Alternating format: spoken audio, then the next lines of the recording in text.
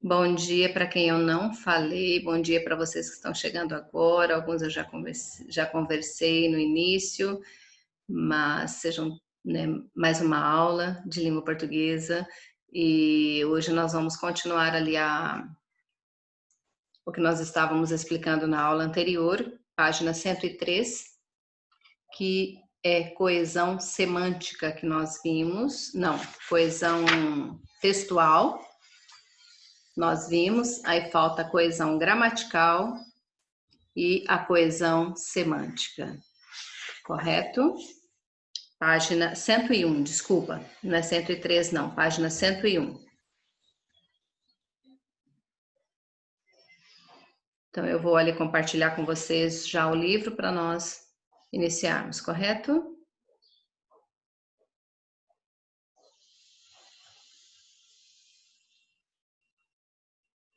Aqui na página 101 eu estava vendo com vocês coesão textual. Eu vou rever para nós continuarmos ali esse conteúdo. Só um minutinho, deixa eu aumentar aqui um pouquinho para a gente enxergar.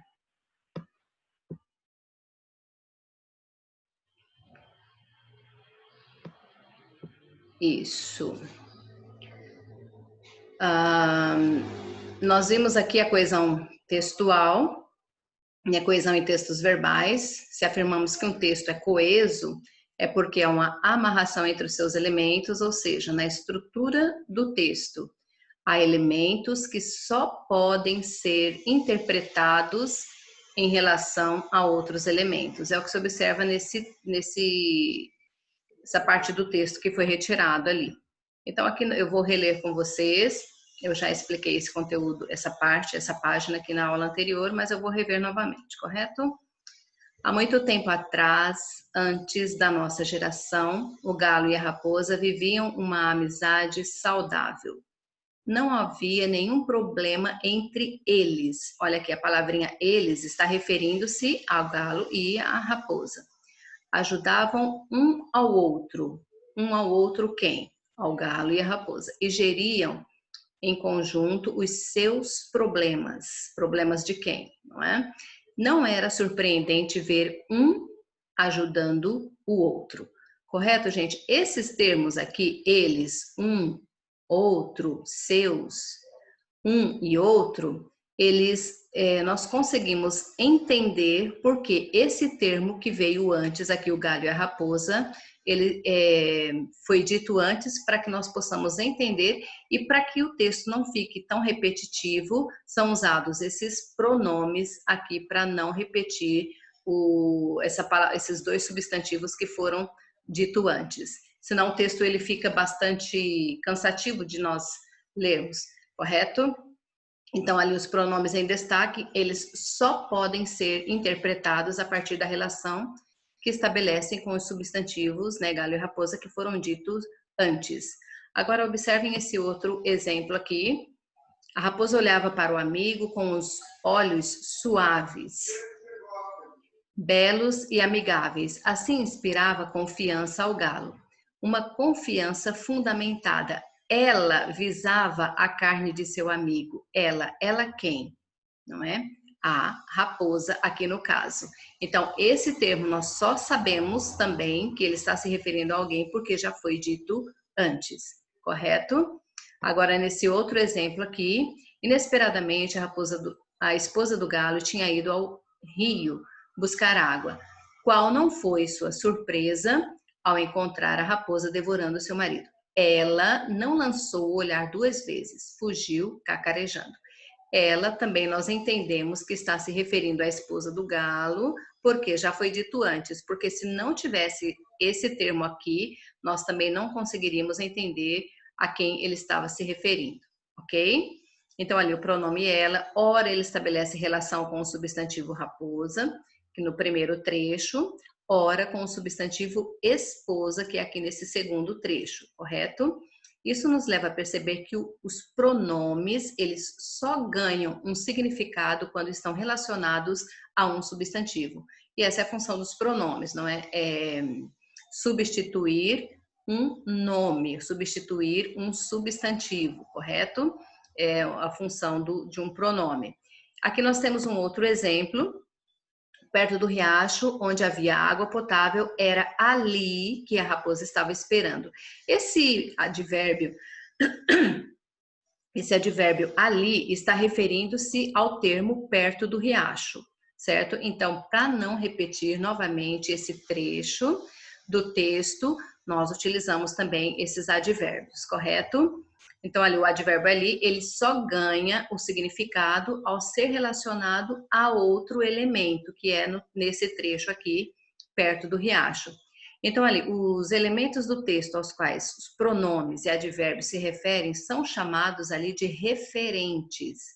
No caso, por exemplo, do pronome ela, analisado há pouco, dizemos que ele ora tem como referente o substantivo raposa, ora como referente o substantivo esposa. Então, ali, a coesão tanto se dá nas estruturas gramaticais, na construção sintática, que é a coesão gramatical, como no campo lexical, isto é, no campo das palavras, que nós vemos aqui, substantivos, adjetivos, pronomes e advérbios, ok? Como com substituições e emprego de sinônimos, que é a coesão lexical ou semântica, e é o que nós vamos ver agora nessa próxima página, página 102. A coesão gramatical.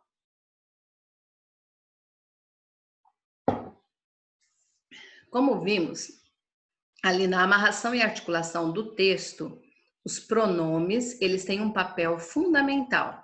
Então, isso fica bastante perceptível nos trechos a seguir, nesses que nós vamos observar aqui. Também na obra, tudo também na obra do professor Butoa-Balingene, né? Que é o texto do início do capítulo. Aqui nós temos uma parte que foi retirada. O mito, o conto e as lendas entram na literatura oral africana. Neste contexto qual? O mito, o conto e as lendas entram na literatura oral africana. Para não repetir esse termo ali, olha o termo que foi utilizado aqui, neste contexto. O status do detentor da palavra na África muda muito de um povo para outro. Observem esse outro exemplo aqui. O conto é o espelho da sociedade. Nele quem? No conto, destacam-se atitudes, crenças e valores sobre certos comportamentos. O conto é um verdadeiro curso de educação moral na teoria e na prática que a sociedade, por meio desse gênero, qual gênero? O conto, certo? Para não repetir novamente, olha o termo que foi utilizado aqui. A sociedade, por meio desse gênero, que é qual? O conto. Dá a seus membros. Seus quem? Membros de quê? Da sociedade.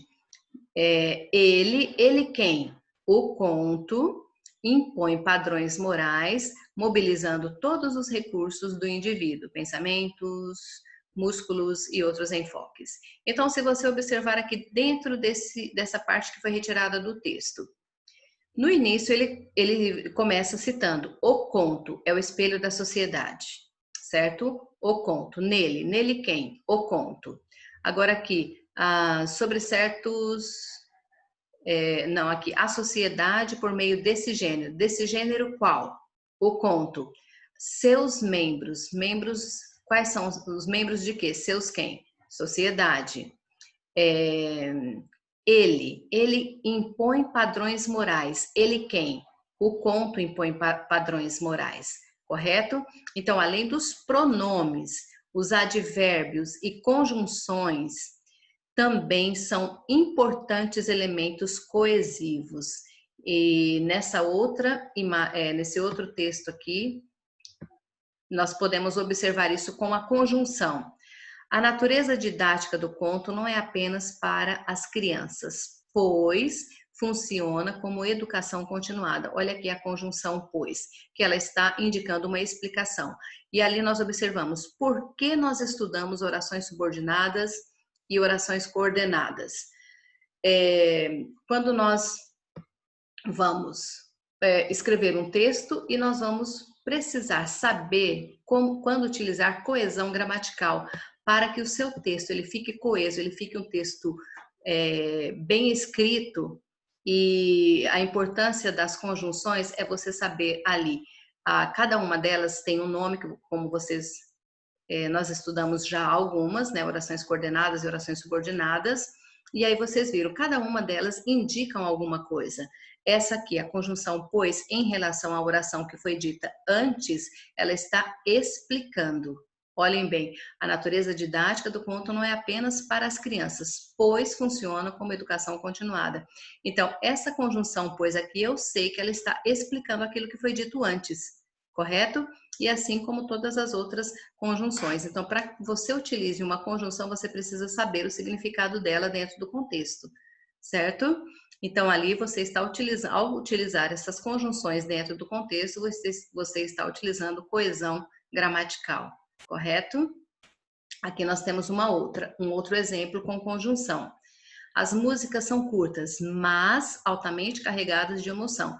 Essa conjunção aqui, mas, está ligando essa primeira oração à segunda oração. E ela está indicando o quê? Oposição. As músicas são curtas, curtinhas, mas altamente carregadas de emoção. Então, essa conjunção tão curtinha, tão pequena, ela está indicando algo contrário àquilo que foi dito antes. Por as músicas serem curtas, elas são carregadas de emoção, certo? Então, não importa o quão pequenas elas são, correto? Agora, vamos observar aqui com uma locução adverbial. O anúncio é feito para introduzir o público no clima da história. Após a apresentação, vem o conto propriamente dito. Aqui nós temos esse termo. Após a apresentação. Esse termo aqui está indicando uma circunstância de tempo. Porque quando você cita após a apresentação, então depois que acontecer aquilo dali, esse termo ele vai indicar uma relação, uma circunstância de tempo. Só um pouquinho.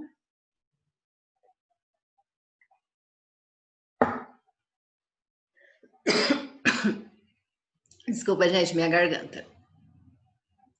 Então aqui, essa expressão após a apresentação é uma locução adverbial que está situada no tempo, depois que aconteceu essa apresentação. Então, vocês vão observar a importância desses termos de pronomes, de advérbios, locuções adverbiais, de conjunção, né? E as locuções conjuntivas também, que é um conjunto de palavras, nós utilizamos bastante quando nós vamos escrever um texto, para que esse texto fique coeso, ou seja, para que eu saiba utilizar corretamente a coesão gramatical, certo?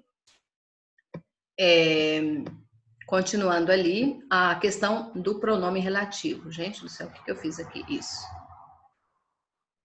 Meu Deus, ele tem vida própria agora, meu computador. O pronome relativo é um caso específico de coesão gramatical. Uma vez que funciona como elemento que introduz uma oração subordinada, adjetiva, e ao retomar o significado do seu referente, desempenha função sintática na estrutura da oração adjetiva. Meu Deus, eu não posso mexer aqui no mouse, gente, que ele fica mudando de lugar, o negócio ele não fica pausado. Continuando ali. O pronome relativo. Quando nós utilizamos o pronome relativo, qual é a função do pronome relativo? É referir-se a um termo que foi dito antes, ok? Então, aqui nesse exemplo, o conto nos está falando do conto, é essencialmente um gênero literário que contém narrativas orais. Então, o pronome relativo que, ele tem como referente o termo gênero literário. Olhem bem ali, um gênero literário que contém narrativas orais.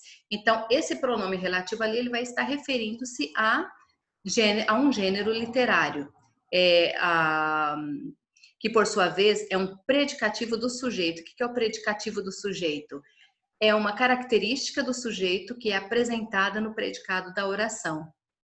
Então, na oração adjetiva, que contém narrativas orais, o pronome relativo ele funciona como sujeito do verbo, né, da forma verbal ali, que é o verbo contém, certo? Substituindo o pronome relativo pelo seu antecedente, teríamos tal gênero literário contém narrativas orais. Olha só, se nós não utilizássemos ali o pronome relativo. Então, nós diríamos, o conto é essencialmente um gênero literário. Ok, paramos ali. O gênero literário contém narrativas orais. Olha como que é importante utilizarmos o pronome, não é? Porque senão o texto fica muito repetitivo e isso na hora que vocês vão produzir um texto conta muito, certo, gente? Vocês saberem quando vocês vão estar utilizando pronomes relativos, quando vocês vão estar utilizando conjunções, né, as locuções adverbiais, né, que indicam circunstâncias ali ou os advérbios, né, tempo, modo, lugar, intensidade, para que seu texto ele fique coeso, certo, gente? Meu Deus do céu, gente, eu não sei o que eu faço aqui com o meu mouse agora. A coesão semântica. Eu vou interromper um pouquinho aqui, gente, porque eu não estou conseguindo controlar o mouse aqui. Só um minutinho.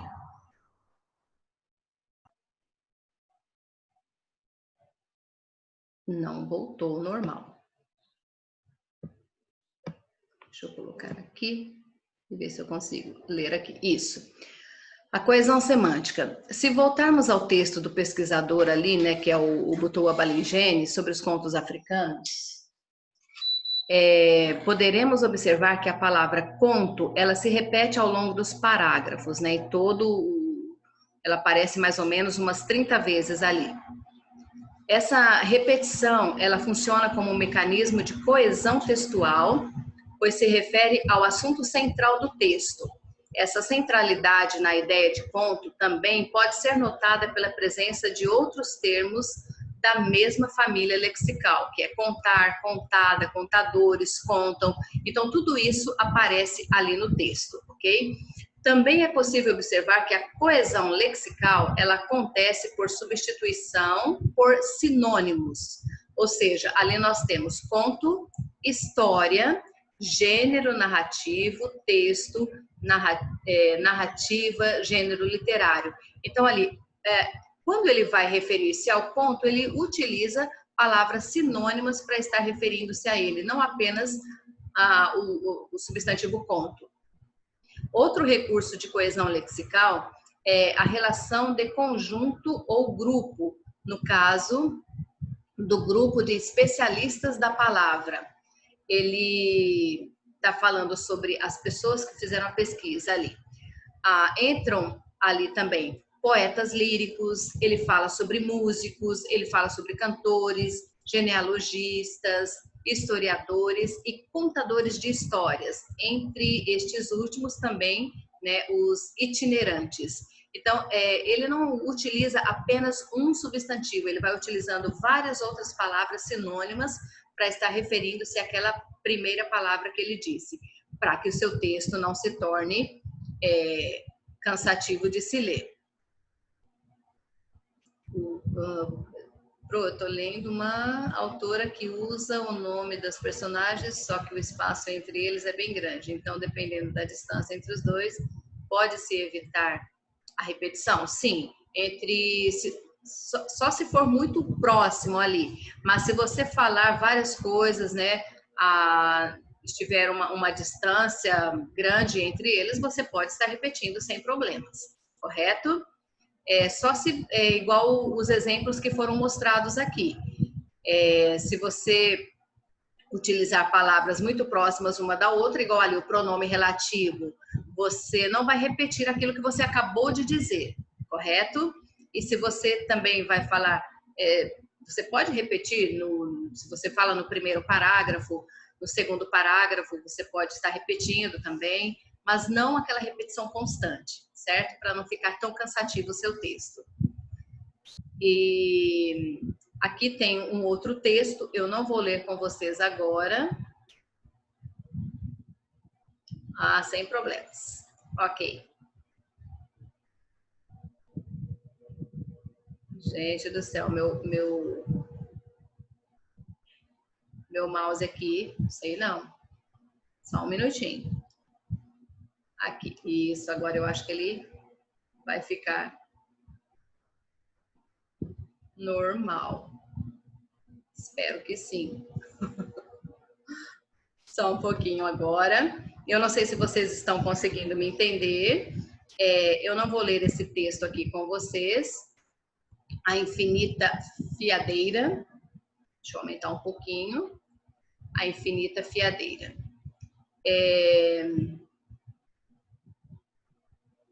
Temos aqui a interpretação desse texto. Eu não sei se vocês já leram, mas observando ali as palavras, aquilo que nós acabamos de ver sobre a coesão textual, a coesão gramatical e a coesão semântica. Então, dentro do texto, você só vai saber de alguns pronomes ou alguns, principalmente os pronomes, nós só vamos saber a quem eles se relacionam, né, porque uma outra palavra já foi dita antes, o substantivo ali que foi dito antes. A coesão gramatical é você saber também utilizar ali algumas palavras que vão estar referindo-se a outra que foi dita antes, e dessa palavra você vai substituindo por outras, a questão do pronome relativo ali também, e a coesão semântica que você vai estar utilizando ali de palavras sinônimas. Correto, gente? Agora aqui na primeira questão desse texto que nós acabamos de ver, na epígrafe do conto, há um jogo de palavras, trocadilhos ali. E quais são eles, né? Ali diz assim, a aranha, a teia, diz ao aranho na teia, nosso amor está por um fio. Há jogo de palavras com a teia e na teia, ok? O que está muito ligado à sonoridade dos termos e com a expressão por um fio, que no caso pode ser tanto sentido conotativo, né? O amor que está acabando está por um fio, que é o sentido próprio das palavras, quanto o sentido denotativo, né? Referência a um fio que forma a teia de aranha, certo? Então, esse trocadilho que está no início do texto ali, depois do título, a infinita fiadeira, a aranha teia diz ao aranho na teia, o nosso amor está por um fio. Então, tanto você pode entender esse por um fio no sentido conotativo, que o amor está acabando, ou por um fio, que é o fio da teia de aranha. Correto? E o trocadilho é aqui, a teia e na teia. Correto? Deixa eu só puxar para cá um pouquinho. Agora aqui no exercício número 2. Considerando o que já estudamos até aqui, podemos afirmar que, para compor esse texto, Mia Couto utilizou elementos das narrativas africanas de tradição oral. Por quê? Ali sim, né? Ela utilizou elementos das narrativas africanas de tradição oral? Sim. Por que ela utilizou? Nós podemos dizer ali que ele se utilizou de formas e temas das narrativas da tradição oral africana para compor o seu conto. Isso fica evidente no uso de personagens, animais e na transformação de uma aranha em um ser humano, como é no texto que nós acabamos de ver ali, correto? Em uma narrativa alegórica que propõe uma reflexão, né, pensar questões sobre a arte ali. Correto, gente? Eu disponibilizo para vocês o gabarito depois das questões, então eu vou continuar, ok?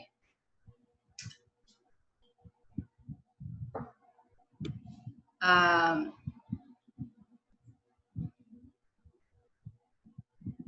número 3, o autor criou uma situação alegórica para apresentar questionamentos sobre o mundo, no caso, em relação ao sentido da arte. Que questionamentos podem ser relacionados à narrativa? Então, ali podem ser relacionados à narrativa alguns questionamentos, né? Os seguintes ali. Qual o sentido da arte? Então, toda obra de arte, ela deve ter uma funcionalidade, uma utilidade? Será que é isso? Né? Que valor a sociedade atribui à arte? Então, ali, os questionamentos que são mostrados ali dentro do contexto, ok? São essas perguntas que a autora faz ali. Correto? Agora, aqui no exercício número 4. Releia o primeiro parágrafo e identifique as referências dos pronomes destacados no trecho a seguir. A aranha, aquela aranha, era tão única, não parava de fazer teias. Fazia-as de todos os tamanhos e formas. Havia, contudo, um senão. Ela fazia-as. Observem todos esses termos que estão grifados ali. Mas não lhes dava utilidade. O bicho repaginava o mundo. Contudo, sempre inacabava as suas obras, ao fio e ao cabo. Ela já amealhava uma porção de teias que só ganhavam senso no rebrilho das manhãs. O pronome aquela retoma o termo aranha. Os dois pronomes as retomam teias, se você observar aqui, as e as. Os dois pronomes ela retomam a aranha. O pronome lhes retoma as teias. Não dava utilidade a elas. A elas quem? As teias. O pronome suas refere-se à aranha, às obras dela. As obras de quem? Da aranha. O pronome relativo que aparece ali no finalzinho, tem como antecedente o substantivo teias. Correto? Eu sei que eu não vou conseguir corrigir tudo aqui, mas eu termino na próxima aula, porque não vai dar tempo de explicar cada questão. O meu tempo já está no final. E eu vejo com vocês esse conteúdo na próxima aula. Pode ser, gente?